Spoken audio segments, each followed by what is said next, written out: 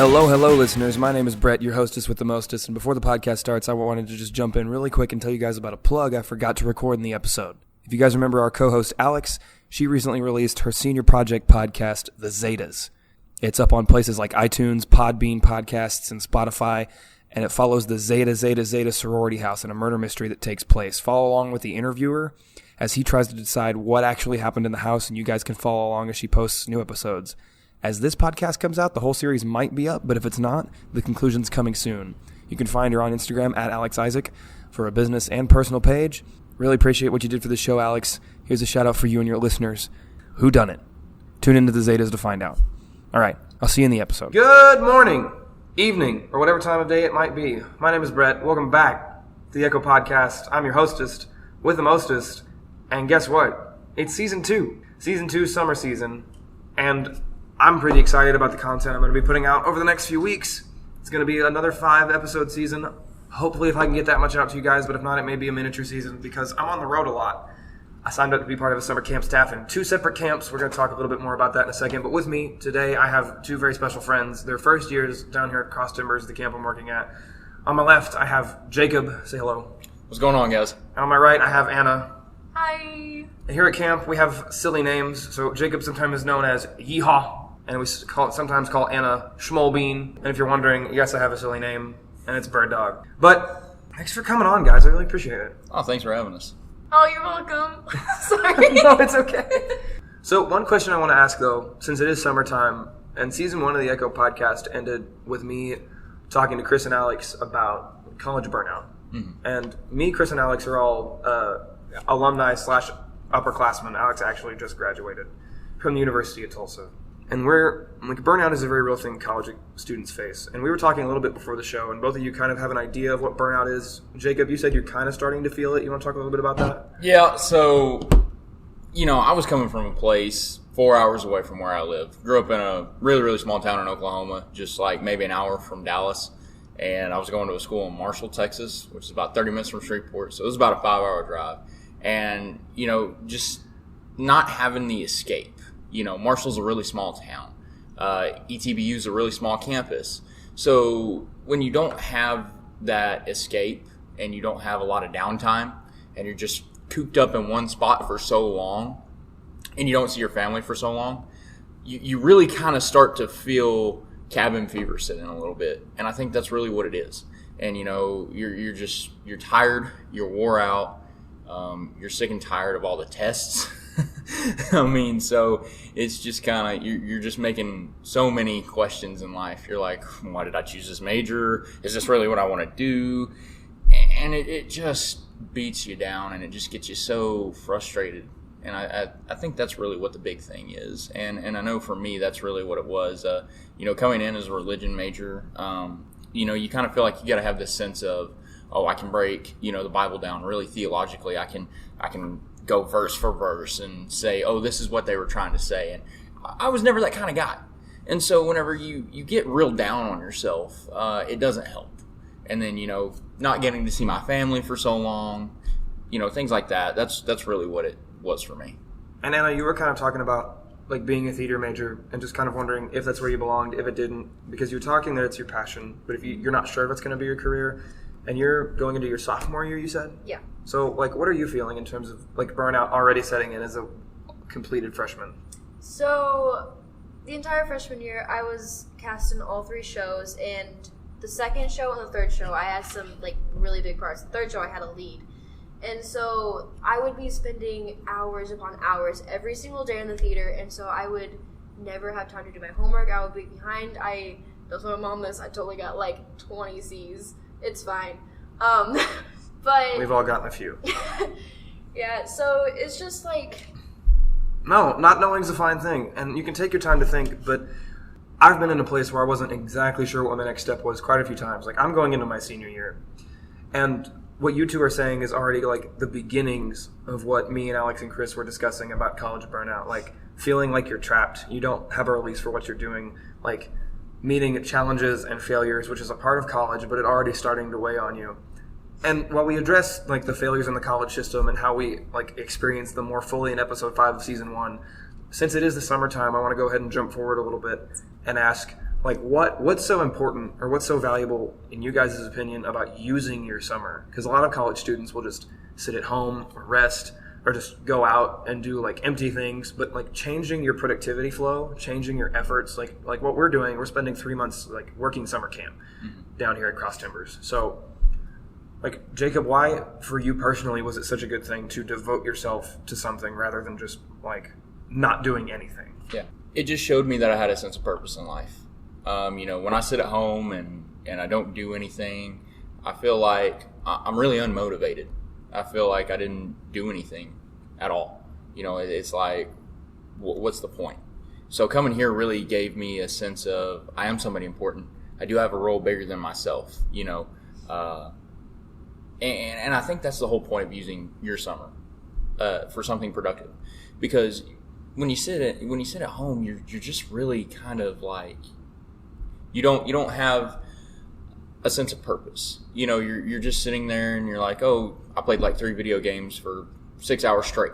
Drank like 2 full-liter bottles of Mountain Dew. That kind of thing. Amen. So I mean, it's just really like it gives you a sense of purpose, and then it shows you a different side of yourself that you didn't know you had. And that constructive drive can just help you jump back into what you're already having to do. Exactly. It gives you a new look on things, on life, and where you're going to go and what direction you're going to follow. So that whole fresh perspective thing is turning out to be very true. Oh yeah, definitely. I mean, and we're just getting started with the summer. We're halfway through June. Yeah. A third of 2/3, something like that. Yeah. It's the 20th. There we go. Yeah. Wow, the 4th is coming up quick. Oh, goodness. Anna, what do you think about changing gears in order to refresh your perspective? Since, like, being a Christian, like, it was kind of hard to get into, like, a daily schedule of, like, doing your daily devotion every single day when you're constantly busy. You have 9 o'clock classes, 8 o'clock classes. You're busy literally all day. And so, I know, like, we are at a Christian camp, we have to do it, but it just, like, really helps you get in the habit of, like, doing your daily devotion every day, reading your Bible, really talking and having fellowship with other Christians. And so, yeah, that really helps. All of that jazz. For sure. So what I'm hearing is, what I've heard from other college students, what I'm hearing from you college students, is that every college student experiences some level of burnout. Yeah. And it's just that daily grind over and over of assignments and tests and quizzes and stress and professors, and I can go on and on and on. Yeah. And especially for us, like being believers, being like disciples of God, you almost feel a double burden because you think, I could be doing kingdom work, or I could be moving forward in my calling, or I could be moving forward like in life in the sense of like God's plan, and you're just stuck in school for 4 years. And I definitely feel that. But this change in perspective definitely reminds you, like, no, there is work for you to be doing. Oh yeah. It's almost this weird flip. Like, people think summer is the in-between time. But in this weird way for us, like the spring and fall semesters are the in-between time. Yeah. And this is where we come back and do our work and grow, and like Anna said, like settle back into those healthy habits and can hopefully learn to take those home. Yeah. And that's what's been so valuable in my opinion too. Like this last year, in my between semesters, between my first and now second year of camp, I fell apart.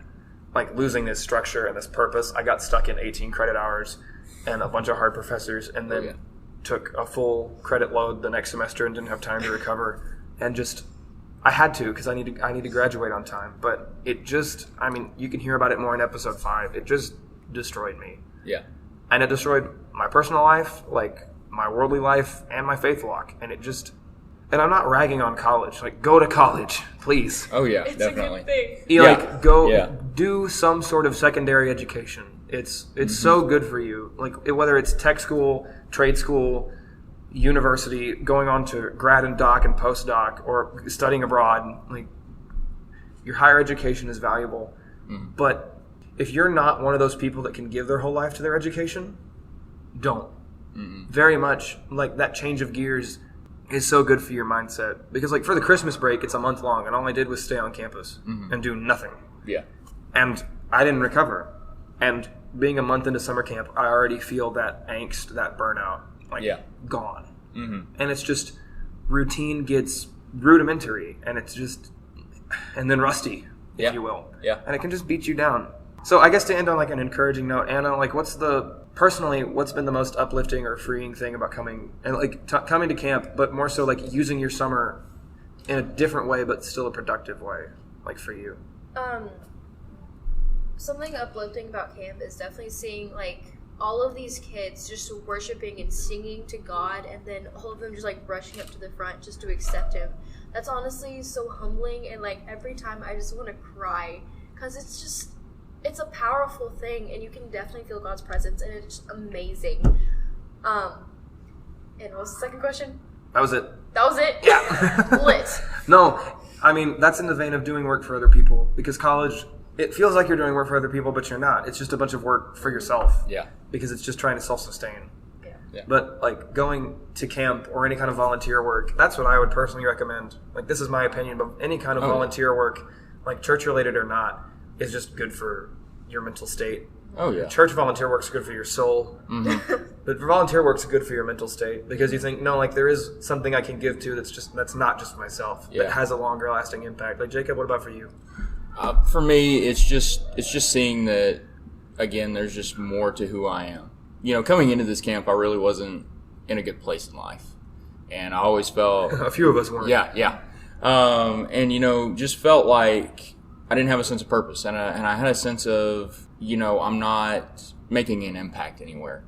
And, you know, just coming here and seeing the impact you have on these kids. I had a lot of kids come up to me and say, you know, like, you were my only friend. Or, you know, had half of my tribe this last session come on the ropes course, and Tribes being small groups. yes, small groups, and you know they dogpiled me at the end, hugged me, dogpiled me, and just seeing that I did that, knowing that I helped a kid grow in their lives, and at such a young age, Or just feel loved. Yeah, Or and noticed. Exactly, and it's such a pivotal age too, because we're talking 3rd to 6th grade. That's a really important time in a kid's life. Formative. You know, if you just kind of ignore them and you just let them go by the wayside, there's no getting them back after that point. Nope.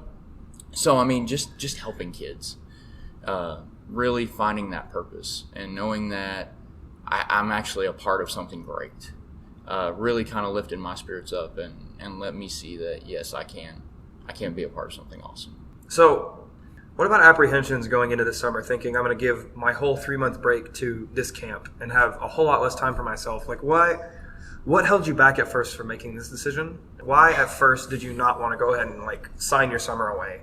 So for me, it was, you know, I'm a small town kid. Our summers are spent somewhere in a field off an old dirt road at a Like barn. every country song. Like every country song. Honestly. Exactly. Shout out to Luke Combs. You the man. Not sponsored. You know, he's actually got a new album out. It's called the... Not sponsored. it's called The Prequel. It's really good. Not sponsored. Got some really good songs on it. Not sponsored. But anyway, you know, we go to some field off an old dirt road, set at a big bonfire, And you just bool. kicking back, booling, listening to some good tunes and good times. And then when the sun comes up, we shoot guns, we sling mud, we do those kind of things, we fish, you know. And so You're literally writing a country album right now. I know. I don't understand a single thing. So you just don't want to give up that just freedom. You don't want to give up the freedom, Right. exactly. And especially, you know, when you're in that sense of I'm living for myself. You know, I want to do what I want to do. I want to, you know, just have a good time with the boys. And, you know, so a big apprehension for me, especially with where I was just I'm losing this sense of freedom, and now I'm going to be in this enclosed space where there's so much expectations. And it's like, I don't want to live up to those expectations, because I know those aren't expectations that I've set for myself. They're what other people have set for me. So that's kind of what it was for me. That's natural apprehension, like thinking, I can't meet these standards, and why should I subject myself to them when I could just be me? Exactly. But as we've seen and as we've heard, it's rising to those expectations, not only set by God, but set by our superiors. Oh, yeah. That is how we grow. Yeah. And where that refresh comes from. Oh, yeah. Because it's in structure that we thrive. Because Yeah. as we've seen, human beings just left to their own devices in a worldly or like religious set sense is never good. Because if you just put a group of people together and say, go, it never ends well. Taking me back to high school football days, man. Taking everyone back to high school football. Yeah. You put like 40 dudes in pads on a field and say, go. Somebody gets hurt. Somebody gets mad. You go 2-10 and you make the playoffs and you get smoked by the number 3 team in the state. Lawton Mac. Wilson Eagles, man. Every time. Anna, what about you? So originally I wanted to work at Falls Creek, like high-key wanted to work there. I did not want to deal with children all summer. Like, I love children to death, and I want to pinch their little cheeks every time I see them. But yeah, they're a handful. Anyway. Sometimes you just want to fair catch a kid. Amen. Exactly. If you know, you know. Yep. Yeah. Okay. So. Shout out to Noah. So, like, originally, like, when I did the interview, I was like, oh, I'm going to do Falls Creek, I'm going to do media, like, this is lit, because I like technology and whatnot stuff. And so, after my interview, the people that were in my room, they were like, I think you'd be better at CrossTimbers. I was like, okay. And then, like, 10 minutes after the interview, Clay, who's our boss, comes up to me, he's like, I would like to offer you a job at CrossTimbers. I was like, but I'm kind of going to Africa for 3 weeks, and so he basically gave me a choice between Africa or CrossTimbers. And so originally when I got offered the job, like through the email, like all the accepting the client thing, I originally said no because I want to go to Africa. And that's just where my heart belongs, and I love the people there. And the trip I went to before, I missed everyone so much. And so yeah. And then I got the call in Clay's like, hey, so I saw that you declined this. Why? And I was like, because I want to go to Africa and blah, blah, blah. And so he was like, actually, I want you to have the job and you can tell the kids about Africa. I was like, all right, I'll take the job. And so it was originally, I didn't want to come here because I didn't want to deal with kids, and also I chose Africa. Well, it turns out you could have both. I know! Best of both worlds. So you just finished your first session with us, like officially. What'd you think? In a word. In a word. In a word. Singular word. Okay. Or a few. Very confusion. But That was English. that's a fair assessment. Doing a summer camp is very confusion. Yes.